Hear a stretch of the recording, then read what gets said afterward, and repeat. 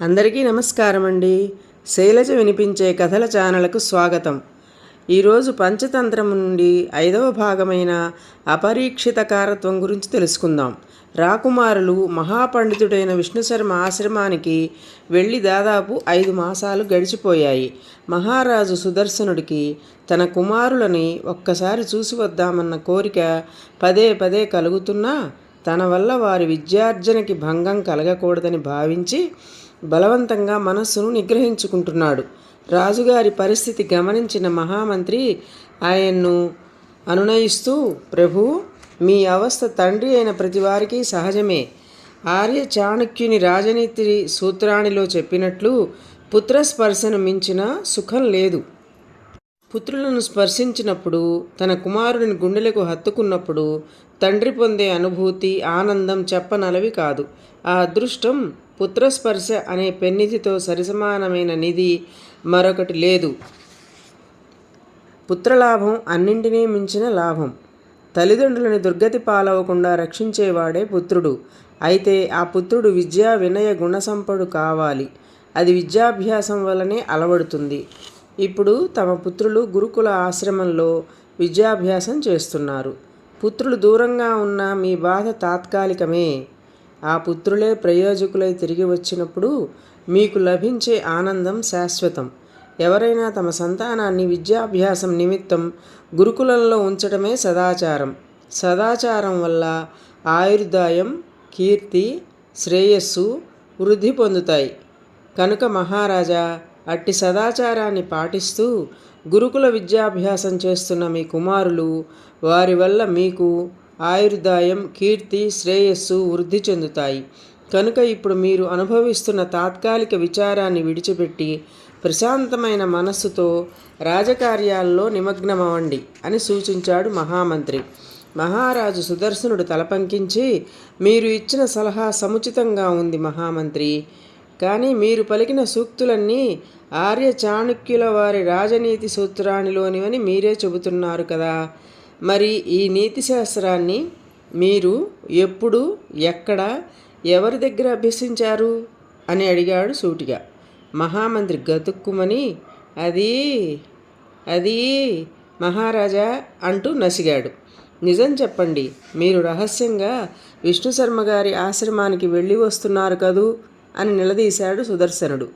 మహామంత్రి చిరునవ్వు నవ్వి, నిజమే మహారాజా, మన రాకుమారులు విద్యాభ్యాసంలో వేగంగా పురోగతి సాధిస్తున్నారని మన చారుల ద్వారా విన్నాం.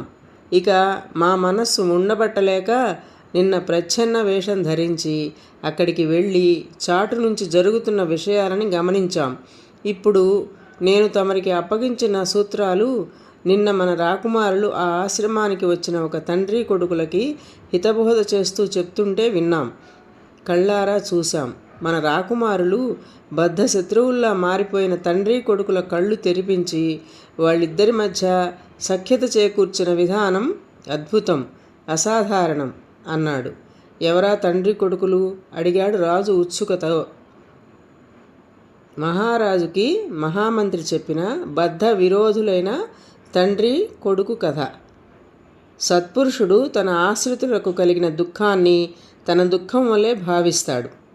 పాటలీపుత్రంలోని వ్యాపార వర్గాల వాడలో ధనగుప్తుడు అనే వ్యాపారి ఉంటున్నాడు. అతడు వజ్రాలు, రత్నాల వ్యాపారం చేసి ఎంతో ధనం కూడబెట్టాడు. ధనగుప్తుడు ప్రతి సంవత్సరం నిజాయితీగా ప్రభుత్వానికి పన్నులు చెల్లిస్తాడు. ఉత్తమ పన్ను చెల్లింపుదారుడు అని ఏటేటా ఆదాయ పన్ను శాఖ వారి సత్కారం పొందుతున్నాడు. అతడికి అరుదైన వ్యక్తులకు ఇచ్చే జాతిరత్న ఇవ్వమని రాజుగారికి సిఫార్సులు కూడా పంపబడ్డాయి. దాత, ధార్మికుడు, దేశభక్తుడు అయిన ధనగుప్తుడికి ఒక్కడే కొడుకు. వాడి పేరు సుందరగుప్తుడు. పేరుకు తగ్గట్టు వాడి రూపం సుందరంగానే ఉంటుంది. కానీ వాడి బుద్ధి మాత్రం అధర్మ ప్రవర్తన కలిగి ఉంటుంది. తండ్రి దాన ధర్మాలు చేయడం కొడుక్కి ఇష్టం లేదు. తండ్రి ఎవరికి సాయం చేయబోతున్నా వాడు అడ్డుపడిపోతూ, నువ్వు కష్టపడి సంపాదించినది నా కోసం అని పదే పదే చెబుతుంటావు. ఇలా సంపాదించినదంతా అడ్డమైన వాళ్ళకి దాన ధర్మాలు చేస్తే నాకేమి ఇస్తావు? చేతికి చిప్ప, అంటూ అల్లరి చేసేవాడు. వాడు ఒక్కగానొక్క కొడుకు కావడం చేత, వాడు పుట్టిన కొద్ది రోజులకే వాడి తల్లి కన్ను ముయ్యడం చేత, అతి గారాభంగా వాడిని పెంచిన పాపానికి వాడిన్ని మాటలు అంటున్న ధనగుప్తుడు లోపల బాధపడుతుండేవాడే గాని కొడుకును పల్లెత్తు మాట అనేవాడు కాడు. అలాగే తన దాన ధర్మాలు యథావిధిగా కొనసాగించేవాడు. రాను రాను తండ్రి కొడుకుల మధ్య ఎడసరం పెడసరం బాగా ముదిరి ఒక పొడ మరొకరికి గిట్టనంతగా తయారైంది వాళ్ళ పరిస్థితి. ఒకప్పుడు కలిసి భోజనం చేసేవాళ్ళు. ఇప్పుడు ఎవరికి వారే భుజిస్తున్నారు. ఒకరికొకరు ఎదురు పడితే అసహించుకుంటూ, అంటరాని వాళ్లను చూసినట్లు విసుక్కుంటూ పక్కకి తప్పుకుంటున్నారు. కొరగాని కొడుకుని కన్నానంటూ తండ్రి తెలిసిన వాళ్ళ దగ్గర వాపోతే, నా కర్మగాలి ఆ నికృష్టుడికి కొడుగ్గా పుట్టానని కొడుకు కనిపించిన వాళ్ళందరి దగ్గర దుమ్మెత్తి పోసేవాడు. అలా తండ్రి కొడుకుల మధ్య ద్వేషం విపరీతంగా పెరిగిపోయి ఇద్దరూ బద్ధశత్రువుల్లా అయిపోయారు. వాళ్ల మధ్య పచ్చగడ్డి వేస్తే భగ్గుమనేంతగా పరిస్థితి తయారైంది. ఇలా ఉండగా ఒకరోజు కార్మిక వాడలో ఘోర అగ్ని ప్రమాదం జరిగింది. ధనగుప్తుడి దగ్గర అనేక సంవత్సరాలుగా పనిచేస్తున్న పనివాళ్ళందరూ కొంపాగోడు సర్వం కోల్పోయి వీధిన పడ్డారు. వాళ్ళకి దాపురించిన కష్టానికి ధనగుప్తుడు ఎంతో బాధపడ్డాడు. వాళ్ళ దుఃఖాన్ని చూస్తూ తట్టుకోలేక తాను దుఃఖించాడు. వాళ్లకొచ్చిన కష్టం తనదిగా భావించాడు. మీరెవరూ దుఃఖించవద్దు, మీకు అండగా నేనుంటాను. ఇన్నాళ్ళు మీరు ఎంతో కష్టపడి వ్యాపారంలో నాకు సహకరించారు. మీ శ్రమ ఫలితంగానే నేనింత వాడినయ్యాను. కనుక ఇప్పుడు మీ రుణం తీర్చుకుంటా. మీ అందరికీ సరికొత్త ఇళ్ళు కట్టించి వాడుకోవడానికి పాత్ర సామాగ్రి, వంట వార్పులకి బియ్యం, పప్పు వగైరాలన్నీ ఉచితంగా అందిస్తాను అని ప్రకటించాడు ధనగుప్తుడు. ఆ విషయం తెలిసిన కొడుకు తండ్రికి ఎదురుపడి, ఈ ఆస్తి పాస్తి నా కోసం నువ్వు సంపాదించావు కనుక ఆ ధనం నాది. నా డబ్బుని అడ్డమైన వాళ్ళకి దానం చేయడానికి నువ్వెవరివి అని నిలదీశాడు. కొడుకు అలా నిలదీస్తాడని ఊహించని ధనగుప్తుడు నివ్వెరపోయాడు. కొడుకు మీద మండిపడుతూ, అది నా కష్టార్జితం, నా ఇష్టం వచ్చిన వాళ్ళకి దానం చేసుకుంటాను, అడగడానికి నువ్వెవరు అని గద్దించాడు. నేనెవర్నా? నువ్వు చస్తే తలకొరివి పెట్టాల్సిన వాడిని. ఆ హక్కుతో చెబుతున్నా, నన్ను కాదని డబ్బంతా దాన ధర్మాలు చెయ్యాలని చూశావో బ్రతికుండగానే నీకు తలకొరివి పెట్టేస్తా, జాగ్రత్త అని హెచ్చరించాడు కొడుకు. ఊహించని ఆ హెచ్చరికతో ఆగ్రహావేశపరుడైన తండ్రి, కథ అంత దూరం వస్తే నేనే నిన్ను అంతం చేసి నా వంశగౌరవాన్ని కాపాడుకుంటా. బుద్ధిగా పడుండాలనుకుంటే ఉండు, లేదా తెల్లారేటప్పటికి నువ్వు కాటికి చేరుకుంటావు అని కొడుక్కి జవాబిచ్చాడు ధనగుప్తుడు. సరే, తెల్లారేటప్పటికి ఎవరిని ఎవరు కాటికి సాగనంపుతారో అది చూద్దాం అని బయటికి వెళ్ళిపోయాడు కొడుకు. ధనగుప్తుడు ఒళ్ళు తెలియని ఆవేశంలో కొడుకు మీద మండిపడినా ఆ తర్వాత కోపం తగ్గిపోయాక చాలా బాధపడ్డాడు. కొడుకు అలా మూర్ఖంగా తయారవడానికి తన పెంపకమే కారణం. వాడికి ఊహ తెలిసినప్పటి నుంచి తాను వ్యాపార నిమిత్తం దూరదేశాలు పోయిన ప్రతిసారి, నాన్న నీ సుఖం కోసమే నేను వ్యాపార నిమిత్తం పొరుగురు పోతున్నా, నేను కష్టపడి సంపాదించేదంతా నీకోసమేనని చెప్పి బుజ్జగించేవాడు. ఇప్పుడు వాడు ఆ మాటే పట్టుకొని తనకి ఎదురు తిరుగుతున్నాడు. సంపాదించేదంతా నీకోసమే అని చెప్పిన నాలుకతోటే దానం ధర్మం చేసి తండ్రి పేరు నిలబెట్టేవాడే సుపుత్రుడు అని కూడా చెప్పి ఉంటే తన కొడుకు ఇలా తయారయ్యేవాడు కాదు కదా అని బాధపడ్డాడు. చిన్నప్పటి నుంచి ఆస్తంతా నీదేరే అంటూ నన్ను ఊరేగించి ఇప్పుడు కాదు పొమ్మంటున్నాడు. కనుక నాకు న్యాయం జరగాలంటే పెద్ద మనుషుల్ని ఆశ్రయించాలి. ఈ పాడలీపుత్రంలో మా నాన్నకి పలుకుబడి ఉంది. ఇక్కడ నాకెవరూ న్యాయం చెయ్యరు. పక్క ఊరికి పోయి ధర్మాధికారులను ఆశ్రయిస్తాను అని నిశ్చయించుకుని పొరుగురికి బయలుదేరాడు సుందరగుప్తుడు. వాడు సోణానదిని దాటి ఆవల ఒడ్డుకు చేరి కొంచెం దూరం నడిచాక విష్ణుశర్మ ఆశ్రమం కనిపించింది. ఆ ఆశ్రమాన్ని చూడగానే వాడి ముఖం వికసించింది. మా మహారాజు సుదర్శనుల వారి కుమారులు విద్యాభ్యాసం చేస్తున్న విష్ణుశర్మ పండితుని ఆశ్రమం కదా ఇది. మా కుమారులనే ప్రయోజకులను చేస్తున్న ఈ పండితుడు నాకు తప్పక న్యాయం చేస్తాడు. ఆయన ఇచ్చే తీర్పుని మా నాన్నే కాదు ఎవరైనా గౌరవించాల్సిందే అనుకుని ఆశ్రమంలోకి అడుగుపెట్టాడు సుందరగుప్తుడు. రాకుమారులు ఆ సమయంలో ఆ ప్రాంగణంలోని పూల మొక్కలకు నీళ్లు పోస్తున్నారు. వాళ్ళని చూడగానే ప్రభుభక్తి చేత చేతులు జోడించి నమస్కరించాడు సుందరగుప్తుడు. ఎవరు నువ్వు? ఏం పని మీద వచ్చావు? అడిగాడు మొదటి యువరాజు. సుందరగుప్తుడు తాను వచ్చిన పని చెప్పుకుని, మా నాన్నకి తగిన విధంగా శిక్షించి మా ఆస్తిని నాకిప్పించాలి. మీరే నాకు న్యాయం చెయ్యాలి అన్నాడు. ఆ మాటలు విని మూడవ యువరాజు నవ్వి, తల్లి లేని నిన్ను గారాబంగా పెంచి ఇంతవాణ్ణి చేసిన కృతజ్ఞతైనా లేకుండా తుచ్చమైన ఆస్తి కోసం మీ నాన్ననే శిక్షించమంటున్నావా? నిన్ను చూస్తుంటే ప్రాణం కాపాడిన బ్రాహ్మణుడిని కాటయ్యపోయినా తన ప్రాణాలే పోగొట్టుకున్న పాము కథ గుర్తొస్తోంది అన్నాడు. ఎవరా పాము అడిగాడు సుందరగుప్తుడు ఆతృతగా. మూడో రాకుమారుడు చెప్పిన బ్రాహ్మణుడి కృతజ్ఞత లేని పాము కథ. కృతజ్ఞత లేనివాడు నరకం నుంచి తిరిగి రావడం ఉండదు. ఒక అడవి ప్రాంతంలో పెద్ద పుట్ట ఉంది. దానిలో ఓ గోధుమ రంగు త్రాచు నివసిస్తోంది. ఒకనాటి ఉదయం పూట ఆ సర్పం అక్కడికి దగ్గరలో ఉన్న నది ఒడ్డుకు బయలుదేరింది. ప్రతిరోజు ఆ నది ఒడ్డుకు వెళ్ళి కప్పల్ని భక్షించి ఆ ఒడ్డునే నిద్రపోయి సాయంత్రానికి పుట్టకి రావడం దానికి అలవాటు. ఆ రోజు దానికి ఒక్క కప్ప కూడా కనిపించలేదు. మధ్యాహ్నం దాకా చూసి ఇక లాభం లేదు అనుకుంటూ పుట్టకి బయలుదేరింది. బయట ఎండ మండిపోతోంది. కడుపు ఖాళీగా ఉండటం వల్ల నీరసంతో నెమ్మదిగా వెళ్ళసాగింది.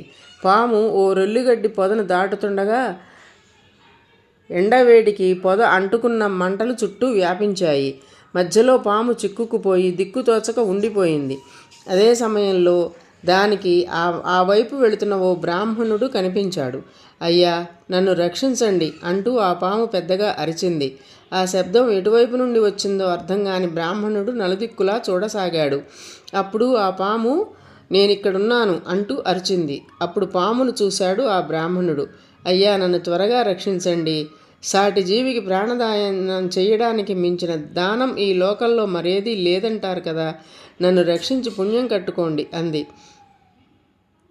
ఆ వెర్రి బ్రాహ్మణుడు పామును రక్షించాలనుకుని తన చేతి సంచిని ఓ కర్రకు బిగించి మంటల మధ్యకు చేర్చాడు. పాము సంచిలోకి దూరగానే దానిని బయటకు తీశాడు. సంచిలోంచి బయటపడ్డ పాము ఒళ్ళు విరుచుకుంటూ ఎదుట ఉన్నది తమ జాతికి శత్రువైన మనిషి అన్న సంగతి గుర్తుకు వచ్చి కాటు వెయ్యడానికి పడగ విప్పింది. అమ్మో, ఈ పాము ఎంత మోసకారి, ఎంత కృతజ్ఞురాలు అనుకుంటూ ఆ వెర్రి బ్రాహ్మణుడు పరుగు అందుకున్నాడు.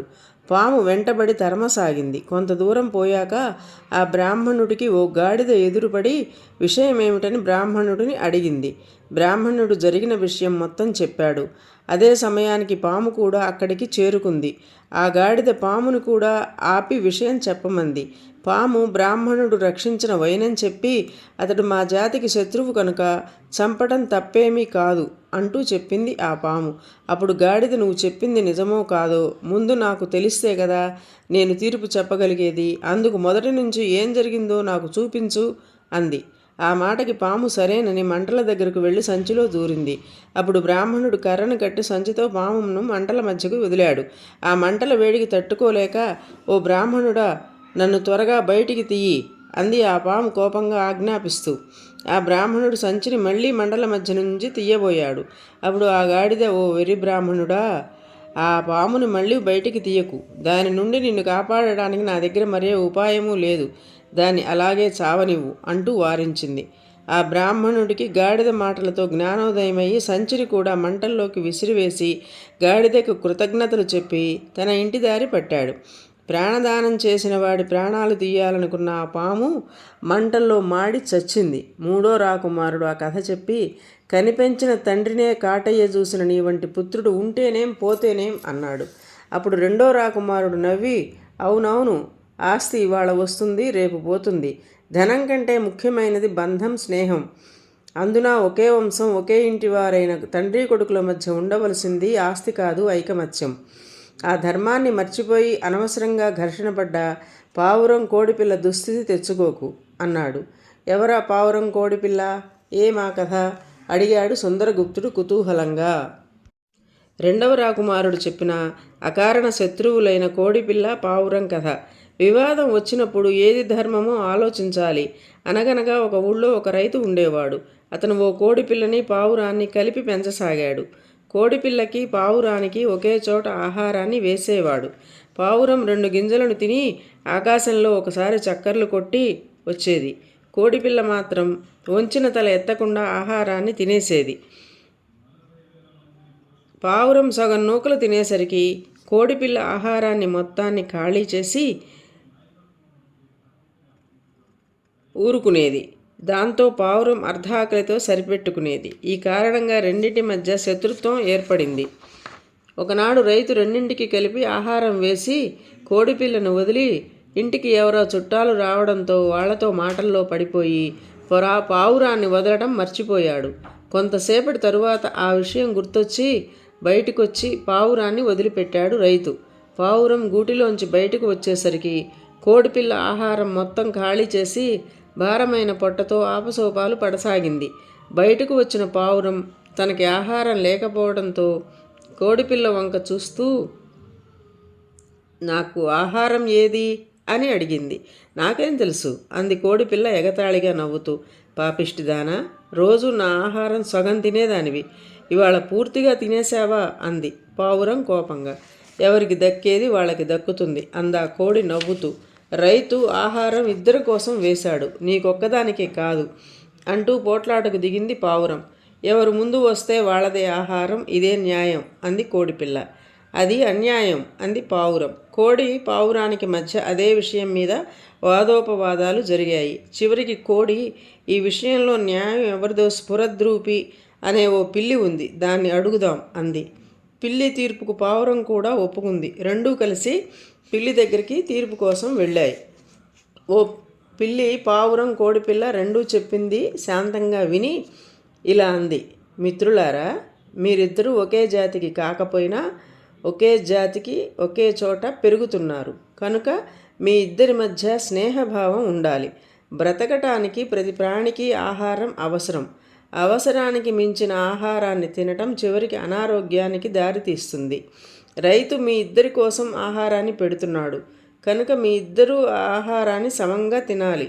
శత్రుత్వంతో ఒకరి మీద ఒకరు కత్తులు దూసుకోవటం కంటే మిత్రత్వంతో ఐకమత్యంగా కలిసి ఉంటే మీ స్నేహం ముందు మీ జాతుల వారికి ఆదర్శం అవుతుంది అంటూ మంచి మాటలు చెప్పింది పిల్లి. పిల్లి మాటలతో కోడిపిల్ల మనసు మారి తన తప్పును ఒప్పుకుంది. ఆ రోజు నుంచి కోడిపిల్ల తనకు కావలసిన అంత ఆహారం తిని మిగతా ఆహారం పావురానికి వదిలిపెట్టేది. పిల్లి చేసిన సంధి వల్ల కోడిపిల్ల పావురం ఐకమత్యంగా కలిసి ఉండసాగాయి. రెండవ రాకుమారుడు ఆ కథ ముగించి, మీరిద్దరూ ఒకే గూట్లో నివసిస్తున్న తండ్రి కొడుకులు, కలిసిమెలిసి ఉండటం మీ ధర్మం, మీ బాధ్యత అన్నాడు. అంతటా రాకుమారుల్లో జ్యేష్ఠుడు తలపంకిస్తూ మందహాసం చేసి, అవునవును, ధనం కంటే ధర్మం ముఖ్యం. తన స్వధర్మాన్ని విసర్జించి స్వార్థంతో ప్రవర్తించే వాళ్ళకి నాశనం తప్పదు. వెనకటికి ఇలాగే స్వార్థంతో దురాశకు పోయి తన కుటుంబాన్ని నాశనం చేసుకుంది ఒక గ్రద్ద. దానిలాగా నిన్ను నీ కుటుంబాన్ని నాశనం చేసుకోకు అని చెప్పాడు. ఎవరా గద్ద, ఏమా కదా అని అడిగాడు సుందరగుప్తుడు ఉత్సాహంగా. రాకుమారుల్లో జ్యేష్ఠుడు చెప్పిన దురాశతో కుటుంబాన్ని నాశనం చేసుకున్న గ్రద్ద కథ. దురాశ కలవారితో లక్ష్మి కలిసి ఉండదు. అనగనగా ఒక రాజ్యం. ఆ రాజ్యానికి చెందిన రాజభవనం చుట్టూ ఉద్యానవనం ఉంది. ఆ ఉద్యానవనంలో ఎన్నో ఫలవృక్షాలతో పాటు చల్లటి నీడని, ఆరోగ్యవంతమైన వాయువుని ఇచ్చే వేప, రావి, మర్రి వంటి మహావృక్షాలు కూడా ఉండేవి.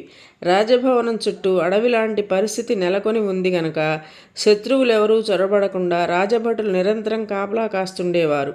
రాజభవనంలో రాజు, రాణి, వారి సంతానం, బంధువులు నివసిస్తుండేవారు. వారికి శత్రువుల నుంచి ఏ ప్రమాదం ఏ రూపంలో వస్తుందో ఊహించడం కష్టం గనక రాజభటులు ఆ ఉద్యానవనంలోకి చీమని, ఈగని, ఎలికని, చిన్న పెట్టెని సైతం రాకుండా నిరంతరం 1000 కళ్ళతో చూస్తుండేవాళ్ళు. అటుగా వచ్చిన ఏ జీవి అయినా వారి చేతికి చిక్కి చావాల్సిందే. అలాంటి రాజభవనం వైపుకి ఎక్కడి నుంచో ఒక గద్ద ఎగురుకుంటూ వచ్చింది. అప్పుడు భోజనాల వేళ కావడంతో రాజభవనంలోని వంటశాలలో వండుతున్న మాంసాహారపు ఘుమఘుమలు ఆ గద్దకి నోరు ఉంచాయి. రాజభటుల కంటపడకుండా ఆ ఉద్యానవనంలోకి ప్రవేశించిన ఆ గద్ద రాజభవనం వంటశాల పక్కనే ఉన్న ఓ చెట్టు కింద మీద వాలి భటుల కంటపడకుండా దాగి సమయం కోసం నిరీక్షించసాగింది. కొంతసేపటికి రాజకుటుంబం భోజనాలకి కూర్చున్నారు. వారు తినే మాంసాహారాలను చూస్తూ వాటి వాసనలను పీలుస్తున్న ఆ గద్దకి తాను ఏదో స్వర్గంలో ఉన్నట్లు అనిపించసాగింది. ఆహా, ఇలా రోజు ఇంత రుచికరమైన మాంసాహారం తినే ఈ రాజకుటుంబం పూర్వజన్మలో ఎంత పుణ్యం చేసుకున్నారో కదా అనుకుంటూ లొట్టలయ్యసాగింది ఆ గ్రద్ద. అంతలో రాజకుటుంబం భోజనం పూర్తయింది. వాళ్ళ భోజనంలో మిగిలిన ఎముకలు బొమ్మికలు తెచ్చి సరిగ్గా ఆ గ్రద్ద కూర్చున్న చెట్టు సమీపంలో పారేసిపోయారు పనివాళ్ళు. ఆహా, ఏమి నా భాగ్యం అనుకుంటూ ఆ గద్ద చప్పుడు కాకుండా ఆ అవశేషాల మీద వాలి ఆ ఎముకల్లో మిగిలిన మాంసాన్ని కడుపు నిండా తిని మాంసం ఎక్కువగా ఉన్న 2 ముక్కల్ని నోట కరుచుకొని ఎగిరిపోయింది. భటులకు భోజన సమయం కావడం చేత వాళ్ళు దాన్ని గమనించలేదు. గ్రద్ద తన నివాసానికి చేరుకొని తన భార్య పిల్లలకి ఆ మాంసాన్ని పెట్టింది. అవి లొట్టలేసుకుంటూ తిని, ఆహా, ఎప్పుడూ పచ్చి మాంసాన్ని పీకు తినడమే కానీ ఇలా ఉడికించి మసాలాలు కూరిన జంతు మాంసం ఇంతవరకు తినలేదు. ఎక్కడ కొట్టుకొచ్చావు అన్నాయి. అక్కడో రాజభవనం ఉందిలే, ఆ రాజు తినే రాజభోజనం ఇది అన్నది గద్ద గొప్పగా. రాజభోజనమా? రాజభవనంలోదా? అమ్మో, భటులు నిన్ను చూడలేదు కదా అంది గద్ద భార్య ఆందోళనగా. వాళ్ళకి కనిపిస్తానా? కనిపించినా వాళ్ళకి దొరుకుతానా? రేపటి నుంచి మనకి రోజూ రాజభోజనమే అంది గ్రద్ద ధీమాగా. దాని పిల్లలు హాయ్ హాయ్ అన్నాయి ఉత్సాహంగా గెంతుతూ. ఆ మన్నాటి నుంచి ఆ గ్రద్ద ఎగురుతూ రాజభవనానికి వెళ్ళి భటుల కంట పడకుండా ఆ చెట్టు మీద దాక్కుని రాజుగారి భోజనం అయ్యాక పారేసిన మాంసాన్ని తిన్నంత తిని కొంత నోట ఖర్చుకుని వెళ్ళి తన వాళ్ళకి తినిపించసాగింది. అలా కొంతకాలం సాగింది. రోజూ ఇలా ఎగురుకుంటూ వెళ్ళి ఆహారం తీసుకురావటం ఆ గ్రద్దకి విసుగనిపించి రేపే మన నివాసాన్ని రాజభవనానికి మారుస్తున్నాం అని చెప్పింది. రుచికరమైన తిండి తినడానికి అలవాటు పడిన ఆ గ్రద్ద భార్యా పిల్లలు ఎగిరి గంతేశాయి. ఆ వన్నాడు సూర్యుడు ఉదయిస్తున్న వేళ ఆ గ్రద్ద కుటుంబం సమేతంగా రాజభవనం వంటశాల ప్రక్కనున్న చెట్టు కిందకి మకాం మార్చేసింది. ఇంకా పూర్తిగా వెలుతురు రాని ఆ సమయంలో వచ్చిన గ్రద్ద కుటుంబాన్ని రాజభటులు గమనించలేదు.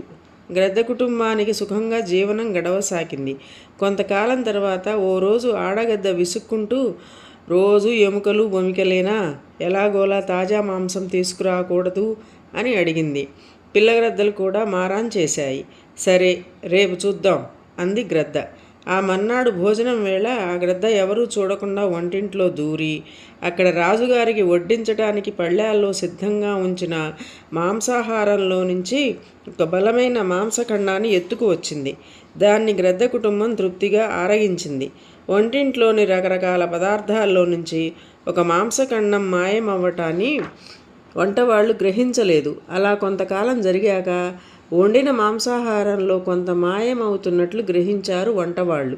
అయితే మిగతా పక్షుల్లా అరుపులు కూతలు కూసే అలవాటు గద్దలకి లేకపోవడం వల్ల అవి మాంసం తినగా మిగిలిన ఎముకలను కూడా వంటవాళ్ళు పారేసే చోటే పారేయడం వల్ల వాటి ఉనికిని ఎవ్వరూ గమనించలేకపోయారు. ఇలా కొంతకాలం గడిచాక గ్రద్ద కుటుంబంలో ఎక్కడలేని ధీమా, అహంకారం పెరిగిపోయింది. ఒకనాడు ఆ గ్రద్ద తన భర్తతో, నిన్న భోజనాల వేళ రాణిగారి మెడలో తళతళ మెరుస్తున్న వజ్రాల హారాన్ని చూశాను. భలే బాగుంది, దాన్ని నాకు తెచ్చిపెట్టవా అని అడిగింది ప్రియంగా. అప్పటికే మదంతో ఒళ్ళు బలిసిపోయిన గ్రద్ద, సరే, రేపు స్నానాల వేళ పట్టుకొస్తాను అంది. ఆ మర్నాడు రాణిగారు రాజభవనం ప్రక్కనే ఉన్న కొలంలో జలకాలాడసాగింది. పరిచారకులు ఆమెకి సహాయంగా కొలంలో నిలిచి చేతులతో నీళ్లు చిమ్ముతూ రాణిగారిని ఉత్సాహపరుస్తున్నారు.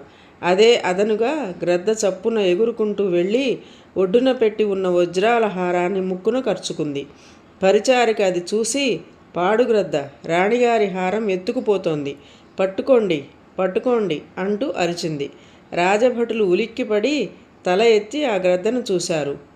అంతలో ఆ అరుపు విన్న వంటవాళ్ళు కిటికీలో నుంచి చూస్తూ, అదే రోజు ఆహారాన్ని ఎత్తుకుపోతున్న దొంగ పక్షి అదే, దాన్ని తరిమి తరిమి చంపండి అని అరిచారు. రాజభటులు ఆ గ్రద్ద వెనుక పరిగెత్తారు. వాళ్ళ అరుపులు కేకలు వింటూ కంగారు పడిన ఆ గ్రద్ద దిక్కుతోచినట్లు ఆ ఉద్యానమంతా తిరిగి తిరిగి అలసిపోయి గత్యంతరం లేక తానున్న చెట్టు మీదకే వ్రాలింది. ఆ అలజడికి దాని భార్య పిల్లలు కూడా తమ గూటిలో నుంచి బయటికి వచ్చి చూడసాగాయి. అమ్మా, ఇవి మన కళ్ళు కప్పి తోటలోనే మకాం పెట్టాయా అని అరుస్తూ భటులు బల్లాలు విసిరి బాణాలు వేసి ఆ గ్రద్దని దాని భార్యని పిల్లల్ని వెంటాడి వేటాడి మరీ చంపేశారు. అయ్యో, నా అహంకారం, నా స్వార్థం నన్నేగాక నా కుటుంబాన్నే బలి చేసిందే అని వాపోతూ ప్రాణం కోల్పోయింది ఆ గ్రద్ద. రాకుమారుల్లో జ్యేష్ఠుడు ఆ కథ ముగించి, చూసావా ఒక్క స్వార్థం ఎంత పనిచేసిందో. మీ నాన్న ధనం కోసం కష్టపడ్డాడు, కానీ ఆయన కష్టానికి మరికొందరు సహాయకులు శ్రమ కూడా తోడైంది. వాళ్ళు ఇప్పుడు కష్టంలో ఉంటే ఆయన గొప్ప మనస్సుతో ఆదుకోవడం తప్పేలా అవుతుంది. అతిగా తింటే అజీర్తి పట్టుకుంటుంది. అవసరానికి మించిన ధనం ఆపదలను కొని తెస్తుంది. మీ నాన్న సంపాదించిన ఆస్తి నీదే అంటున్నావు కదా, మరి ఆస్తితో పాటు ఆయన బాధ్యతలు కూడా భరించడం నీ హక్కు కాదా? మీ ఉన్నతికి పాటుపడిన ఆ శ్రామికులకి కనీస సౌకర్యాలు సమకూర్చి ఈ దుఃఖ సమయంలో వాళ్ళని ఆదుకోవటం నీ బాధ్యత కాదా? నువ్వే ఆలోచించు అన్నాడు. సుందరగుప్తుడు పశ్చాత్తాపంతో లెంపలు వేసుకుంటూ, మీరు చెప్పిందంతా నిజమే. ఇలా సత్యాన్ని విడమర్చి చెప్పగల 3 రాకుమారులు మన రాజ్యానికి లభించటం మా అదృష్టం అని చెప్పి తన తండ్రిని ధనం కోసం బాధ పెట్టకుండా ఆయన పేరు ప్రతిష్టలు నిలబెట్టేలాగా ప్రవర్తిస్తానని రాకుమారులకు వాగ్దానం చేసి వెనుతిరిగాడు సుందరగుప్తుడు. మహామంత్రి అలా జరిగిందంతా చెప్పి ఆ సుందరగుప్తుడికి హితబోధ చేస్తూ, మన రాకుమారులు చెప్పిన నీతి సూత్రాలే ఇందాక నేను మీకు వినిపించాను మహారాజా. గంగ ఆవల వైపున ఇలాంటి పరిష్కారాలతో మన రాకుమారుల కీర్తి ప్రతిష్టలు వ్యాపిస్తున్నాయి. ఇంకొక మాసం రోజులు ఓపిక పట్టండి. మీ కుమారులు సంపూర్ణ ప్రయోజకులై వచ్చి మీకు మహదానందాన్ని కలిగిస్తారు అని చెప్పాడు మహామంత్రి ఆనంద భాష్మాలు తుడుచుకుంటూ. ప్రత్యక్షంగా చూసి పరోక్షంగా ఇతరుల వల్ల విని తాను ఊహించుకొని కార్యాన్ని పరీక్షించాలి. విష్ణుశర్మ ఈ సూత్రాన్ని చదివి తన ఎదుట ఆసీనులైన 3 రాకుమారుల వైపు ప్రసన్నంగా చూస్తూ, నాయనలారా, పంచతంత్రంలోని 5వదైన ఆఖరి భాగము అపరీక్షిత కారత్వం ఈనాడు మీకు వివరించబోతున్నాను. పంచతంత్రంలోని ఈ చివరి భాగము నేటితో మీ విద్యాభ్యాసం కూడా పూర్తి అవుతుంది అన్నాడు. అదేమిటి గురుదేవా, ఈ 6 మాసాల్లో మేము నేర్చుకున్నదెంత? మహాపండిత ప్రకాండులైన మీ విద్వత్తు ముందు మేము అభ్యసించిన విద్య ఆవగింజలో అర్ధభాగమంతా. మమ్మల్ని ఇంత తొందరగా తిప్పి పంపడం మీకు భావ్యమా అన్నాడు రాకుమారుల్లో జ్యేష్ఠుడు బాధగా. విష్ణుశర్మ మందహాసం చేసి, మీరు ఎంత నేర్చుకున్నారో, ఏం నేర్చుకున్నారో మీకంటే నాకు బాగా తెలుసు. మిమ్మల్ని ప్రత్యక్షంగా చూశాను. మీ గురించి ఇతరుల వల్ల విన్నాను. మీరు ఏ విధానంలో విద్యాభ్యాసం చేస్తే ప్రయోజకులవుతారో ఊహించుకున్నాను.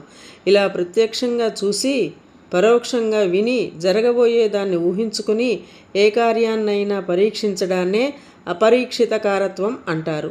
అంటే ఏ పనినైనా పూర్తిగా తెలుసుకోకుండా, విచారించకుండా, అర్థం చేసుకోకుండా ఆ పనిని ప్రారంభించకూడదు. ఈ 6 మాసాల్లో నేను మీ విషయంలో ఈ సూత్రాన్ని పాటించి కృతకృత్యుడినయ్యానని భావిస్తున్నాను అన్నాడు సాలోచనగా. అంటే ఈ 6 మాసాల్లో మేము ప్రయోజకులమయ్యామని మీరు విశ్వసిస్తున్నారా గురుదేవా అడిగాడు 2వ రాకుమారుడు. నన్ను ఇలా ప్రశ్నించేంతటి విఘ్నత, ధైర్యం ఇక్కడికి మొదటిసారి వచ్చినప్పుడు మీకు లేదు, మరి ఇప్పుడో అని విష్ణుశర్మ నవ్వి, మీరు సంపూర్ణ విద్యావంతులై కూడా ఆ విషయానికి ప్రాధాన్యతనివ్వకుండా ఇంకా ఇంకా నేర్చుకోవాలన్న తపన చూపిస్తున్నారు. విద్యా తృష్ణతో తపించిపోతున్నారు. ఈ గురుకులాన్ని వదిలి వెళ్లాల్సి వస్తున్నందుకు బాధపడుతున్నారు. మీరు ప్రాజ్ఞులయ్యారని నేను భావించటానికి ఇంతకంటే వేరే నిదర్శనం అవసరం లేదు. ఈ సత్యాన్ని విస్మరిస్తే అత్యాశకు పోయి శిక్షకు గురైన మంగలి వలె బాధపడాల్సి వస్తుంది అన్నాడు. ఎవరా మంగలి, ఏమా కథ అడిగాడు 3వ రాకుమారుడు చిరునవ్వుతో నిబ్బరంగా. రాకుమారుడిలో మార్పు ప్రస్ఫుటమైన నిబ్బరతే అతని ప్రయోజకత్వానికి నిదర్శనమని భావించిన విష్ణుశర్మ చిరునవ్వు నవ్వి, నాయనలారా, అపరీక్షిత కారత్వం నందు ఏ పనినైనా పూర్తిగా తెలుసుకోకుండా, విచారించకుండా, అర్థం చేసుకోకుండా చేయకూడదని తెలుసుకుంటారు. ఇందుకు ఉదాహరణగా ఒక మంగలి కథ చెబుతాను వినండి.